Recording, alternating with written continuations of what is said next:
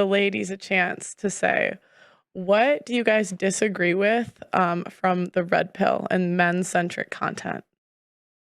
Can I go first? No. I'm submissive, though. No, Brittany can go first. I'm not really familiar with all of the topics. I'm assuming like the stuff that you guys talk about are considered the red pill. It's not even like about like disagreeing. I think I can respect someone's point of view and understand where that truth exists for a lot of people. And I just feel like, okay, cool. Like, I don't know. I don't really disagree. It's just a perspective on life. I'm not here to be like, you're wrong for thinking like that. You're wrong for categorizing, using this scale, using that. Like, it's a perspective. It's valid. And I totally see certain angles. Like, there's a lot of stuff that was said that, I mean, there's so many people on this panel. It's hard to talk, but it's like, there's a lot of things I said, okay, maybe I don't agree with just because, again, my walk of life and what I've seen and how I feel and how I choose to be empathetic towards people, regardless of whatever they've been through. But I don't really... So it's more, for you, it's the lack of empathy sometimes. Yeah, I think that's probably it. Okay. Yeah. I'm going to let Esther go. You're punishing me, yeah? No worries, we'll talk. See, what I don't really agree with is the insult culture of men feeling like they're entitled to a woman. Bruh. A lot of men don't look good. They don't got money. They don't do anything for themselves. And they expect women to want to have sex with them, women to want to be with them. Why should she want to be with you? Let me ask you a very important... Why? Let me ask you a very important question. Those delusional men, do they sleep with women? Of course not. Okay. But they get angry. You see them in Pel's comments. Oh, she's a modern woman. It's like, no, she doesn't want you because you are a lowlife. Get over it. Go and work. Go to the gym. Go and work on yourself. Go out and get a job. Go and get some money. The red pill they just cry about it. That's what most of the men-centric content tells guys to do. Go to the gym, get your money up, like that sort of thing. Learn game. No, but that's not what they're doing. What they're doing is saying, oh, women are delusional. Oh, women want this. Why women know what they want. If you want those women, go and do what they want. And then you'll be chosen. You don't have to worry about the men that aren't getting laid and all the women are ignoring. Okay, yeah, YouTube comments, but besides YouTube comments, they have no voice in society and they don't exist and nobody gives a shit, right? So this is what I was saying earlier about reality slaps men in the face and shows them their place very quickly because all these men, reality is showing them their place. There are women who are disagreeable and unlikable and doing wrong things and acting badly and fucking up how to make a man attracted to them. And they're not being slapped in the face by reality because they're still ending up with a partner. So this is the point we're trying to make here. I agree. I know what you're saying about red pill. There's a whole bunch of bitter, hate-filled guys. I agree with that. Yes. Can I just drop another comment? When I came on your show, they were in my DMs. I'm thinking, do you not have things to do with your life? Like the fact that you sit on Pearl's little comments and then come into my social media and then slide in my DMs. Like you really have nothing to do with your life. Were they hitting on you? Or were they like Oh no, they were calling me a misandrist. Some girls get hit on even after they insult. Oh no, they were calling me a misandrist because of the fact that we just don't want you. Like get over it. Well, that's just the internet though. Like I get death threats. I get like people insult me. Yeah, but people make videos like it's just I just think like you go on the internet, duh. Like yeah, you're gonna get insulted on the internet. Who hasn't been But insulted? it's obviously it's quite hard, especially when you're receiving a lot of hate from all these men. I mean, I get it. I've had hundreds of videos made on TikTok like that go after my appearance. It happens to me like every single day. You called a girl a she's whale. A Pisces. She's a Pisces. No, Pearl, you called somebody a whale. That is a big insult. One. I called her a whale after she attacked me. After she attacked me, she knocks the mic out of my hand. She called me a slag. I didn't know what that meant at the time. Okay, I had no idea what that meant. She called me a slag, put the mic out of my hand. So of course I'm going to call her a whale. You attacked me first. That's what they never talk about. You got called a whale because you attacked me. I missed a good episode. It sounds like it was a street interview. And this girl, she like knocks the mic out of my hand, and they're pulling her back. You slag, and I was like, you're effing whale. Drunken females. But it was like that was a response. I've never called someone on my show a whale individually. But when I came on your show, you were quite rude to me. I'm not gonna lie. No, I'm not gonna lie. The way you conduct your show today was great. Today was great. But when I was on your show last time, you were like, why you talk too much? I'm thinking, who is this woman talking to me like that? I'm not a child, but that's the thing. Because you kept interrupting everybody the whole show. That's what happened. You kept interrupting. But so were you.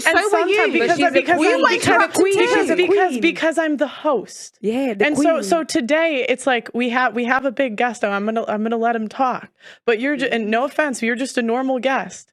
And normal guests, we don't let dominate the entire conversation. I wasn't dominating the conversation. You were. You probably talked 70% of the time. And so I have to interrupt you and stop you because you're talking and nobody else in the room had a chance. And nobody else in the room had a chance to talk. I understand I interrupt people, but that's part of your job as a host is to control the conversation.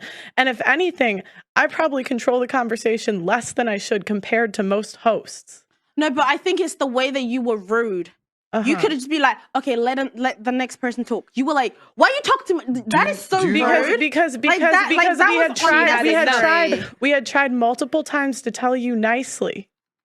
Multiple times to tell you nicely, and it just kept escalating. That is not true. I think you're trying to gaslight me right now because that's not true. The thing is, you didn't agree with what I was saying, and then you and Auntie resorted to insults. That's the reason. That's the reason I would say. I'm not coming for you right now because you know what? It's your show. But what I'm trying to say is, coming for us. You are coming for us. No, you just open your mouth. You are coming for us. Listen. What I'm trying to say. What I'm trying to say is, how was I rude to you? No, how was I rude to you? Why you call my name into it? How was I rude to you? But you were rude. How was I rude? You were rude. This is just my point of view. You told a story where you said. You didn't say you're too nice about it, Pearl. You're saying it too nice. Listen, right? You come on the show. You come on the show, right? I don't care right now because you come on the streets. Can you calm down? You come on here. You sound like a hooligan. Please just slow down. If I sound like a hooligan, don't tell me about calm down, right? Because you're shouting at me. Why are you shouting at me? Hang on. I heard Mr. Tate talking, right, with passion, right, and loud. I had no way to tell him to calm down, right? You're there shouting off your mouth, right? I am being loud. I am being loud. Don't tell me about calm down because when he was talking, who was you screeching at? Listen, right, as far as I'm concerned, don't even think about coming on Pearl's show and disrespecting her. You've done it already, and now you're coming back here to do it again. Pearl wasn't rude to you. She was right? rude to me. Pearl wasn't rude to you. Yes, you know what? Because we spoke the truth, not your truth. Not your truth. Because at the end of the day, it's all out there. If you don't know what a woman is, and you can't say what a woman is, do you know you're actually a bully? You're actually a bully. Because why? I'm like 3 times less your age, and you're screaming at me. Like, calm down. You can't do that. Don't come and say podcast. Have some manners, Auntie. Like, what? I don't understand this. Stop. Manners. Stop. Okay. I just think we're going to see that situation differently. I don't think I was rude to you. I actually think I was quite polite. But that's just my opinion. You think I was rude. Okay. I was just trying to explain why the women came for you. To be fair, then you called me racist and sexist on another podcast. No, I said your followers were racist because they called me a degenerate Nigerian woman. Okay. Did they not? Okay. Did they not? Okay. Proving him right. Okay. Okay, so your disagreement. Okay, your disagreement. Let's go back to the topic. Your disagreement with the red pill. Oh, so the incel culture. The incel. You don't like the bad comments. Okay. No, not the bad comments. The fact that they just feel entitled. Okay. When women say what they want, they feel so entitled that women need to change that. It's like, no, women like what they like. Just like a man likes a woman that looks good, a woman that cooks, a woman that's younger. Like he said, someone that's not been traumatized, that's not been through so much experience. Mm-hmm. Like, we don't cry about it, you know? Yes, we do. Do you know what women do now? Yes, wait. I need to stop you there. Yes, we do. What is body positivity? What is slut shaming? We do cry about it, and we cry about it loud on every social media platform. We do. So but wait, I'm just going to give you an equivalent. There's no short man shaming. No, you don't hear the men crying about that. Women, by and large, cry about it. No, they don't. They do. Do you see short men being pushed to be on the cover of magazines?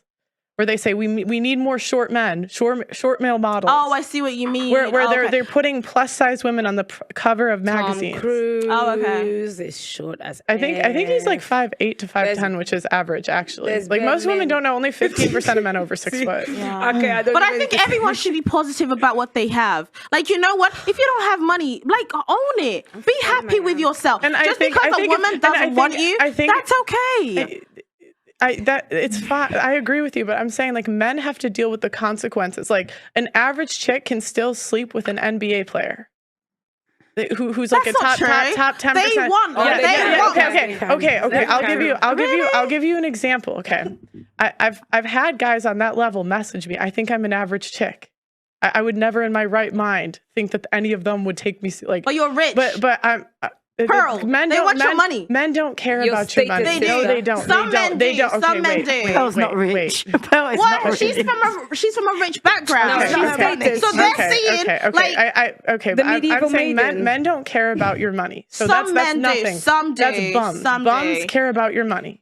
Okay, No, it's the I status, personally though. don't like bums. That's just not my thing. That might be your thing. Okay, you want a high value man. I'm not saying high value. Understand. I'm saying I don't like guys that don't have jobs. Just for me. Can I just say something that's going to shock everybody? I would like to hear what Denarva's got to say now. Oh my days! You know how much I've been holding on to my seat. Like, when is it my turn to unleash everything that's been in my head?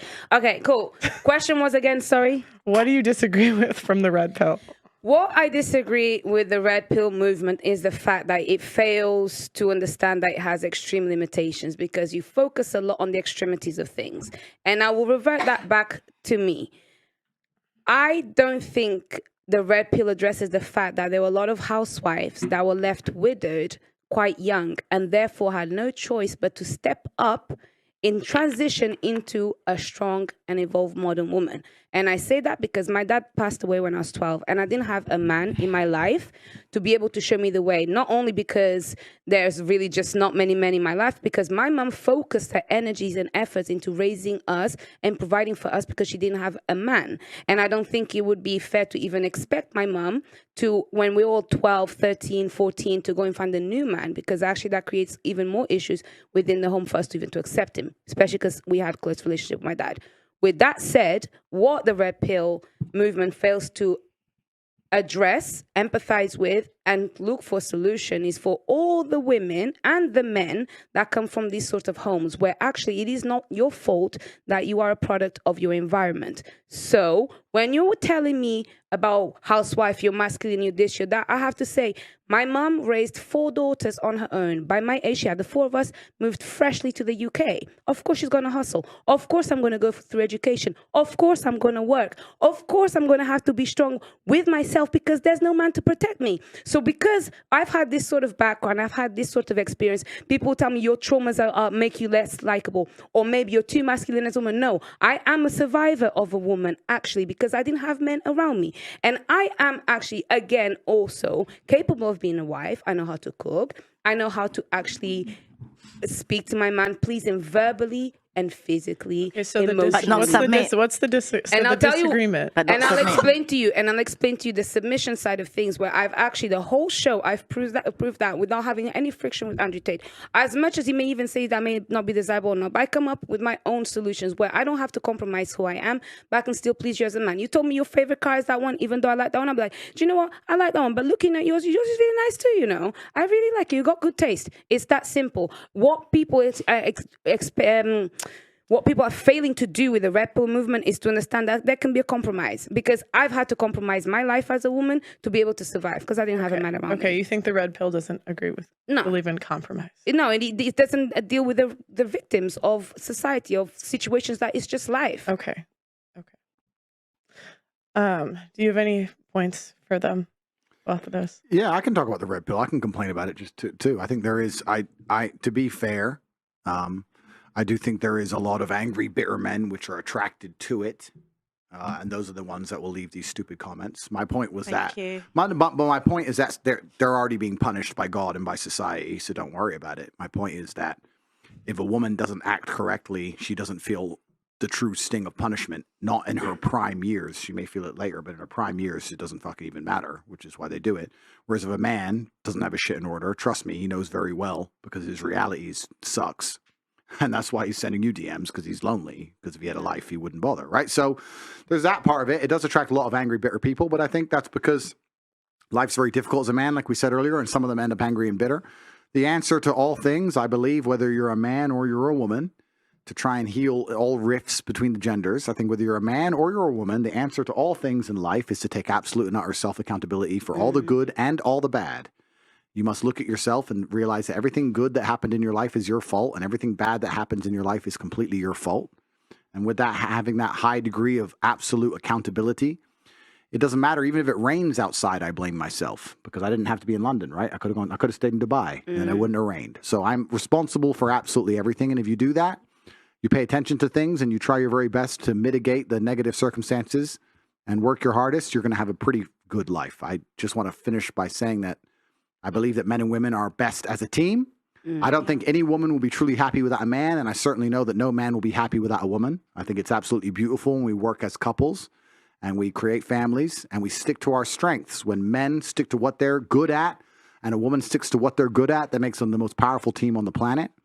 And the world we're living in now, we have societal pressures and propagandas which are trying very hard to divide and split the genders. But truthfully, the power and the beauty of the universe relies on us working together. So it's been very nice speaking to you, ladies.